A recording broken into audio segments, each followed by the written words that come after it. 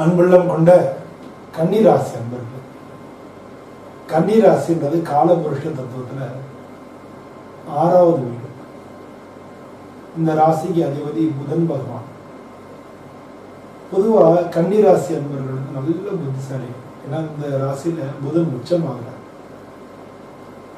இந்த ராசிக்கு 7வது வீட்டுக்கு அதிபதி குரு பகவான், 10வது வீட்டுக்கு அதிபதி குரு பகவான், 4வது வீட்டுக்கு அதிபதி புதன் அப்படின்றது மாதிரி பாருங்க. இந்த 4 கார்னர்ல இருக்கக்கூடியதும் ரொம்ப முக்கியம். கேந்திரங்கள் சொல்லக்கூடியதான் முக்கியம். கேந்திராதிபத்திய தோஷம் தான் அவங்களுக்கு கொஞ்சம் கெடுக்கும். அது தவிர மற்றபடி இவங்களுக்கு பெரிய பிரச்சனைகள் வர்றதுக்கு வாய்ப்பே கிடையாது. ஆனா என்ன இவங்களுக்கு பிரச்சனை அப்படின்னா, இவங்க குட் பிளானர், நல்லா பிளான் பண்ணுவாங்க. ஆனா பேட் எக்ஸிக்யூட்டர். அதை எக்ஸிக்யூட் பண்ணும்போது தான் பல விஷயங்களை கொட்ட விட்டுருவாங்க. கொஞ்சம் அவசரப்படாமல் நிதானமா இருக்கும். இதெல்லாம் உங்களுக்கு ரொம்ப முக்கியமான விஷயமா இருக்கு.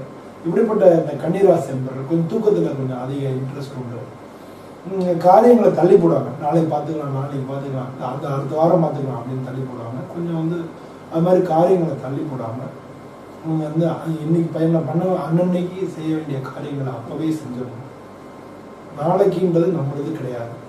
அதனால இப்ப இருக்கக்கூடிய இந்த நேரம் மட்டும்தான் நமக்குரிய நேரம். அதனால இந்த நேரத்தில் செய்ய வேண்டிய காரியங்களை அப்பவே செஞ்சிடணும் அப்படின்ற அந்த முடிவோட பண்ணாங்கன்னா நிச்சயமா இவங்களுடைய வாழ்க்கையில முன்னேற்றங்களை பார்க்க முடியும். அப்படிப்பட்ட கன்னிராசி நண்பர்களுக்கு இப்போ 7ஆம் இடம் சனி பார்வையில் இருக்காங்க. கண்டகச்சனி அப்படின்னு பேரு. இவங்க சனி பகவானுக்கு இந்த சனி பயிற்சியில பரிகாரம் பண்ண வேண்டிய ஒரு ராசிகளா இருக்கு.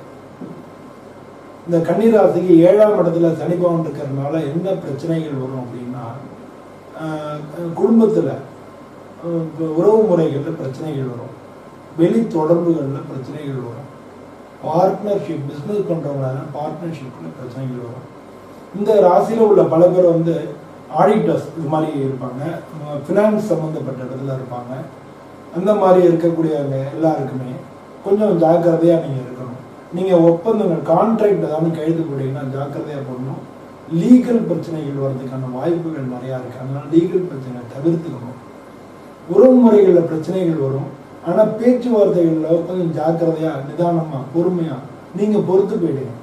அப்போ ஆட்டோமேட்டிக்கா காலம் வரும்போது எல்லாம் சரியா போகும்.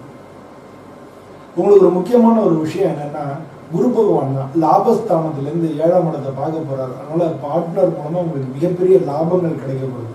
வெளி தொடர்புகள் மூலமா உங்களுக்கு மிகப்பெரிய வாய்ப்புகள் தேடி வரப்போகுது. ஸோ அதனால குடும்ப ரீதியாகவும் ஒரு முன்னேற்றங்கள் தேடி வரப்போகுது. ஸோ இதெல்லாம் உங்களுக்கு நடக்கக்கூடிய ஒரு காலகட்டமா இருக்கு.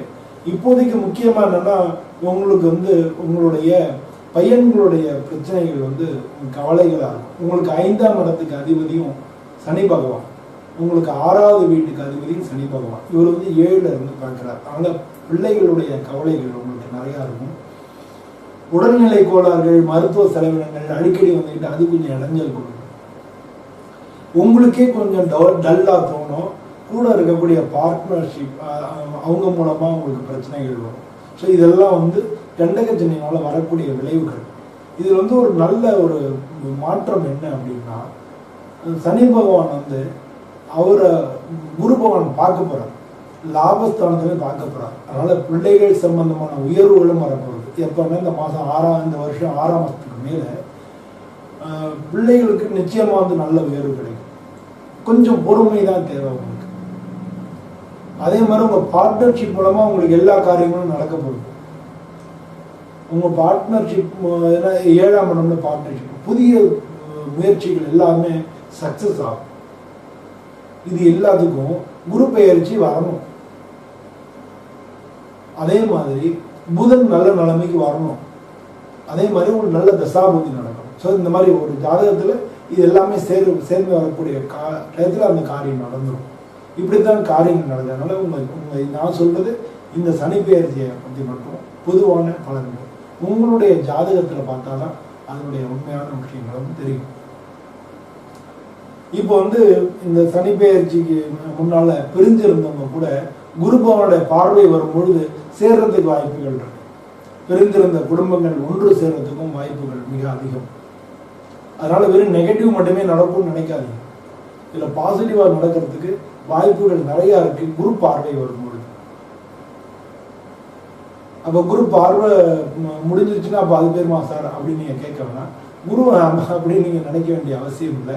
குரு வந்து உங்களுக்கு 12ஆம் இடத்துக்கு வரும்போது வெளிநாடு தொடர்புகள், அயன சயன சுகஸ்தானம் அப்படின்னு பேர், விரயஸ்தானம் அப்படின்னு பேர். விரயங்கள் இருந்தால் முதலீடுக்கும் அந்த ஸ்தானங்கள் அதிகமாகுது. அதுக்கு அடுத்து முதலீடுகள் அது அப்போ வந்து குருவுடைய பார்வை இருக்கக்கூடிய விழக்கூடிய இடங்கள் இதெல்லாம் உங்களுக்கு சாதகமாக இருக்கு. அந்த காலகட்டத்தில் இதை விட இன்னும் நல்ல முன்னேற்றம் நமக்கு கிடைக்கும். அப்போ வீடு சம்பந்தமா, வாகனம் சம்பந்தமா, அந்த மாதிரியான விஷயங்கள்லாம் முன்னேற்றங்கள் கிடைக்கும். இப்போ இருக்கக்கூடிய இந்த காலகட்டத்தில் பொருளாதார ரீதியா உங்களுக்கு வந்து மிகப்பெரிய ஒரு மாற்றம் வரப்போகுது. அதை எதிர்பார்த்துக்கிட்டே இருங்க.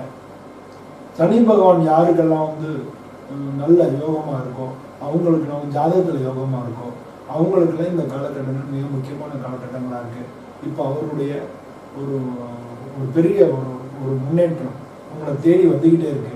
அதுக்கு முன்னால் வரக்கூடிய இப்போ கிளம்புற வந்து வெளிச்சம் வரணும்னா அதுக்கு முன்னால் இருட்டு தானே. இப்போ ராத்திரியாக இருந்தாலும் கிளம்புற வெளிச்சம் வரும். அது மாதிரி இப்போ வந்து இருக்கக்கூடிய இந்த கஷ்ட காலத்தை தாண்டி உங்களுக்கு நல்ல காலங்கள் வரப்போகுது. இந்த கஷ்ட காலங்களை நம்ம வந்து ஆக்சுவலாக கடந்து தான் போயாகணும். அதனால் அதுக்கு வந்து வேண்டிய தன்மை அது 7ஆம் இடத்துல சனி இல்லையா. இன்னொன்று என்னன்னா ஒரு ஆன்மீக முன்னேற்றமே தருவாங்க. கோயிலுக்கு போகிறது, சாமி கும்பிட்றது, அது மாதிரி டிசிப்ளின்டாக இருக்கிறது, அன்னைக்கு செய்ய வேண்டிய காரியங்கள் ப்ரொக்ராஸ்டினேஷன் சொல்லுவோம், தள்ளி போடாமல் அப்பப்போ பண்ணிடுறது.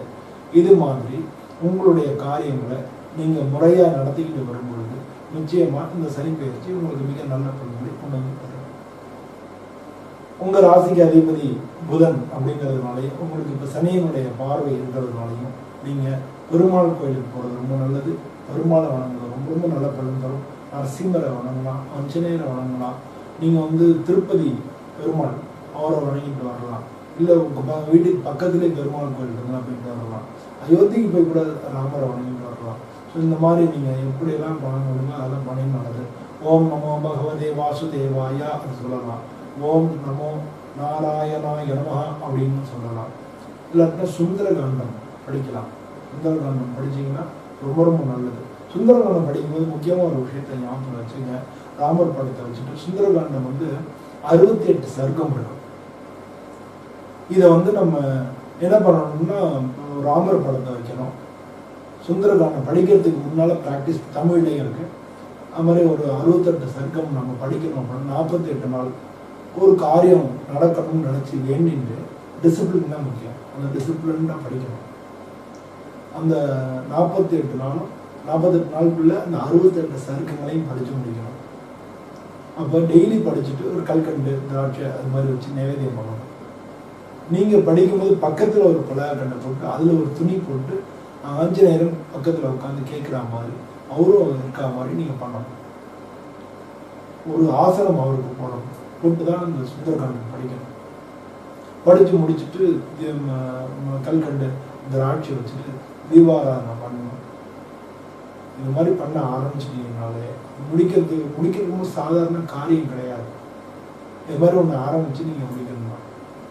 ஏன்னா 48 நாள் தொடர்ந்து பண்ணணுன்றது நமக்கு பல வேலைகள் இருக்குது, பல விஷயங்கள் இருக்குது, பல காரியங்கள் நம்ம செய்ய வேண்டி வர்றதுனால நாளைக்கு பார்த்துக்கலாம் அப்படின்றதும் நமக்கு அதிகமான எண்ணங்கள் வர்றதுக்கான சான்ஸ். ஆனால் விடாமல் தொடர்ந்து 48 நாள் இதை நீங்கள் பண்ணிங்கன்னா, இல்லாட்டினா வீட்டில் நான் உங்கள் ஒய்ஃப் வச்சு பண்ண சொல்லுவேன்.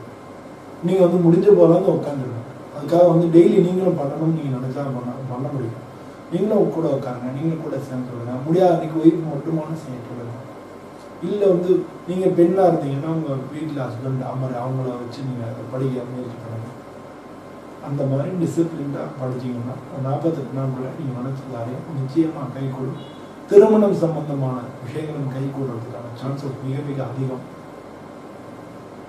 ஏன் அப்படின்னா இப்போ வரக்கூடிய அந்த 7ஆம் மாதம் 8ஆம் மாதம் வந்து குருவும் சுக்கிரனும் சேர்வார். குடும்ப ஸ்தானாதிபதி 9ஆம் இடம் பாக்கியாதிபதியாக இருக்கக்கூடிய சுக்கிரன் வந்து குருவோட சேரும் பொழுது, குருவுடைய பார்வை 7ஆம் இடத்துக்கு விழும் பொழுது கண்டிப்பாக, ஏன்னா 7ஆம் இடத்து அதிபதி குரு இல்லையா, அவரே தன்னுடைய வீட்டை உச்ச குருவாக இருந்து பார்க்குறாரு. உங்களுக்கு லாபாதிபதியாக இருக்காரு. திருமணம்லாம் நடக்கும். உங்களுக்கு நல்ல வாழ்க்கை துணை அமையணும், திருமணத்துக்கு அப்புறம் இருக்கக்கூடிய வாழ்க்கை நல்ல முறையில் அமையணும் அப்படிங்கிறதுக்காக தான் இந்த சுந்தரகாண்டம் படிக்கிறது ரொம்ப ரொம்ப நல்ல பலனை உங்களுக்கு கொடுக்கும்.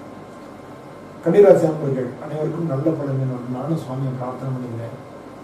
இதே மாதிரி இன்னொரு வீடியோவில் உங்களை மீண்டும் சந்திக்கிறேன். அனைவருக்கும் நன்றி.